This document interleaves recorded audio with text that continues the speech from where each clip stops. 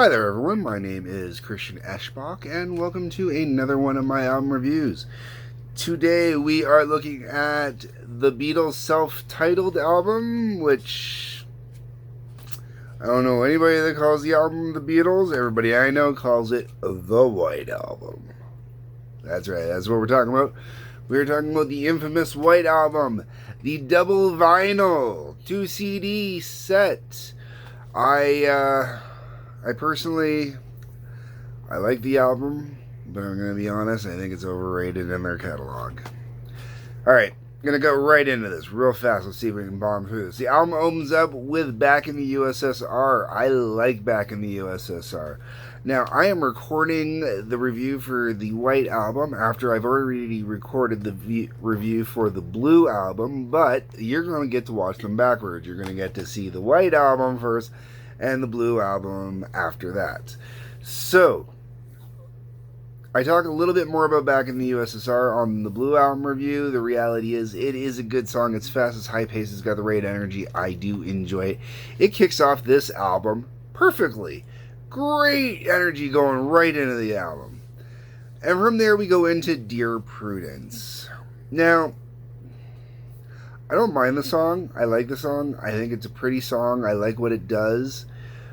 In the movie Across the Universe, I thought it was fantastic the way they used it in there. I know a lot of people that love the song Dear Prudence. It's a good song, but it's not one that I would ever go out of my way to listen to. That's just me. Next up, we hit Glass Onion. Now, Glass Onion is one of those weird psychedelic trippy songs that they do. This one's a little more personalized. This one also helped lead to the whole Paul is dead theory. Because of a couple lines in there. The whole way around, I do dig Glass Onion. I think it's a really good trip. I really think that if you listen to it, you're going to hear a pretty fun story. That's me. That's followed up with Obladi Oblada. I get into this a lot in the Blue review. Watch the Blue review. I don't feel a need to talk about it so much on this one. Within the context of the album, it works great. It's not a bad song. Not my bit. That is followed up with Wild Honey Pie. It's not a bad tune. Not one that I really care about. That's followed up by the continuing story of Bungalow Bill. People bitch and complain about the childishness of Octopus's Garden. And I don't know how this song goes without that. This sounds like it was recorded for some kids show, and it's kind of being free jammed out on a TV production stage in front of a bunch of kids on some low budget set in the 1960s. Okay, that's what this song sounds like to me. Kids might have loved it back in the day, but no, it's not for me, and I definitely not adult. Then we get into what I consider the greatest Beatles song of all time, While My Guitar Gently Weeps. This is a George Harrison number. Anybody that knows me or has watched any of my reviews will know that I love George Harrison. He's my favorite Beatle. Any George Harrison song usually is pretty good with me.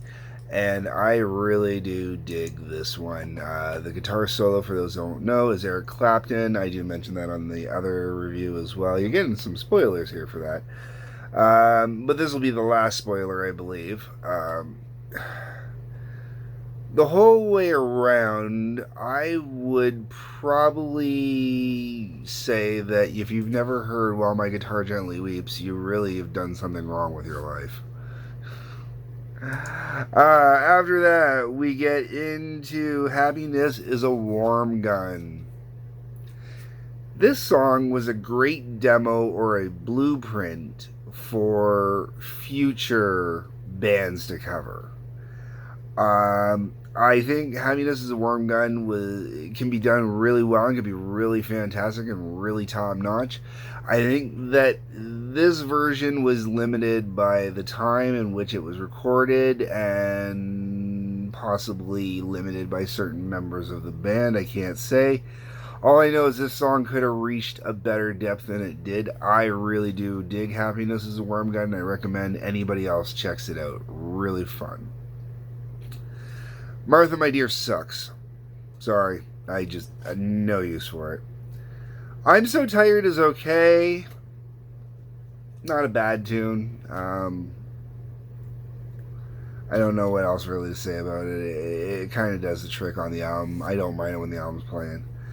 We hit Blackbird. This is another song that gets really high praise, really high recognition. People really seem to dig it. I'm not a fan really of Blackbird. My biggest problem is the percussion, which basically sounds like the metronome was recorded. It sounds like someone recorded the click track, and instead of taking the click track out when they put it on the album, they left the click track in, and I really don't like it. I think it really takes away from the song on here. Lyrically, it's a pretty song. It's not a bad song, but it's just definitely not my cup of tea. Piggies is interesting, sort of. Once again, kind of feels like it's a little too kiddish for me. And that goes on with Rocket Raccoon, but I do kind of dig, Rocky Raccoon. I do kind of dig Rocky Raccoon. I do get into it as it's going. That's about it. Don't Pass Me By. Yeah, I got nothing to add to that one, really. It's okay. It does the trick, I guess. Then the next track up is Why Don't We Do It in the Road? I like this one.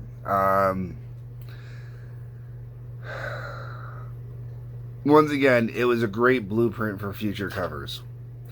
I like this. I like the way it's played out. I really like the piano into it. It's simple, but it's heavy, and it gives you that good percussion. I personally would do it out differently, and realistically, I'm going to mention this later on in my review of the Blue Greatest Hits album, that there's a list of about 10 to 15 songs I would love to cover from the Beatles and do up in a different way. Why Don't We Do It in a Road? I would definitely do it differently than the original version. I think it would be really good. Then we got I Will and Julia to finish off the first album. I Will is forgettable. Julia, I don't understand why they chose to close off the first album with it. It's slow, dull, and boring. Honestly, it is. Then we get to the second album. Kicks off with Birthday. You say it's your birthday. It's my birthday too, yeah. Everybody knows the song. It's a fun song. You gotta dig it. It gets you going. Not bad. Outside of that, it's kind of a fun throwaway song. Your Blues isn't bad.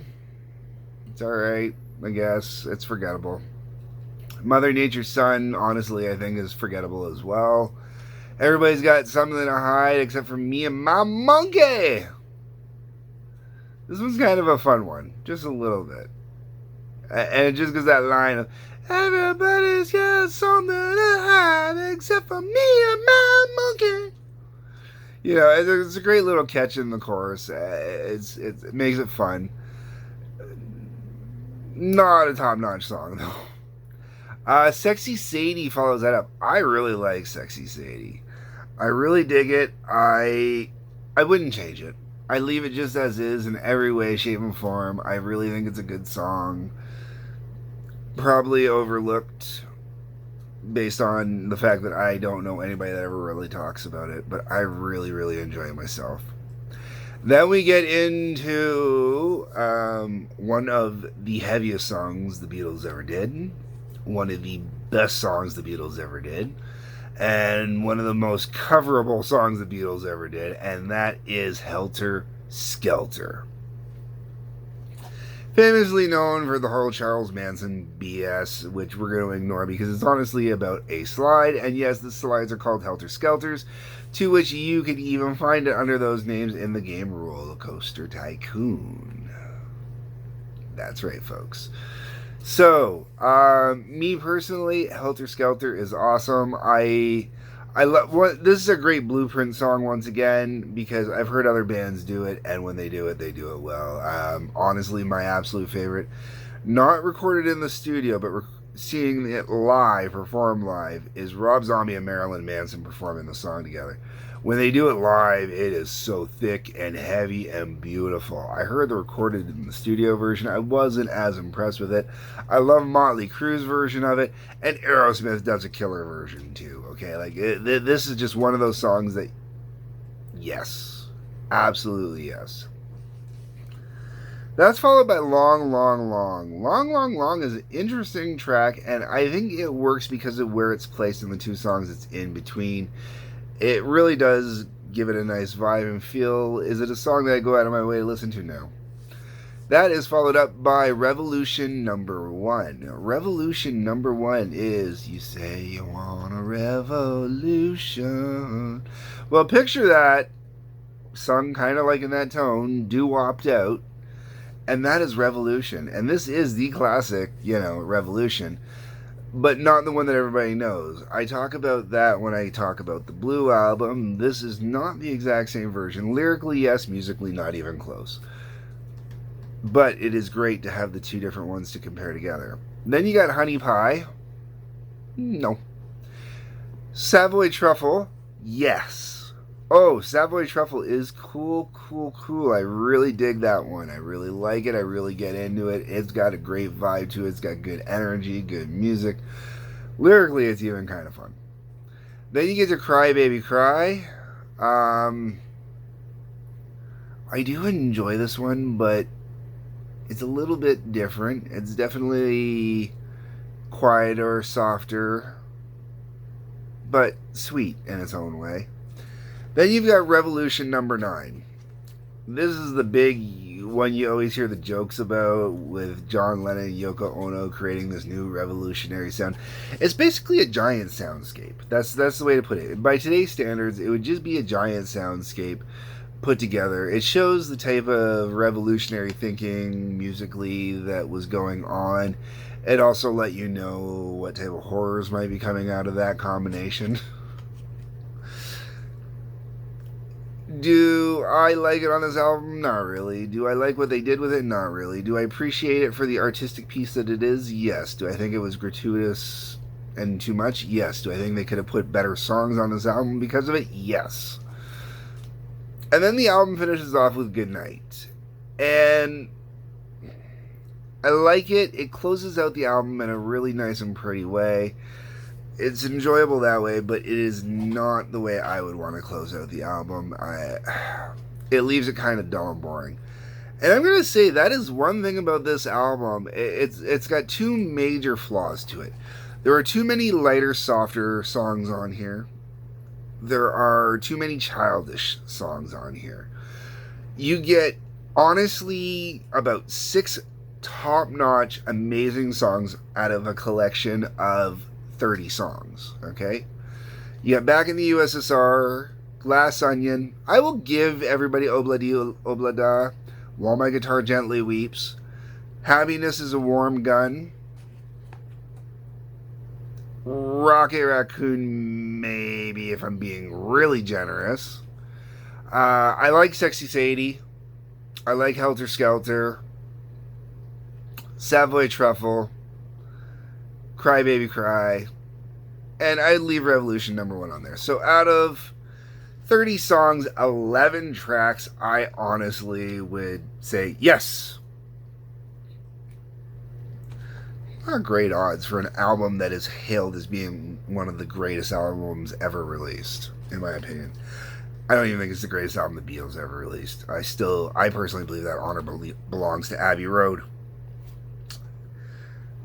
If you are a Beatles fan, if you are in the Beatles, if you're truly exploring the Beatles, you want to get to know the Beatles, you need to own this album because it is important in the great Beatles catalog. But I picked it up because I thought it was a must-have. Everything I had ever read said this is a must-have Beatles album. Abbey Road is a must-have Beatles album.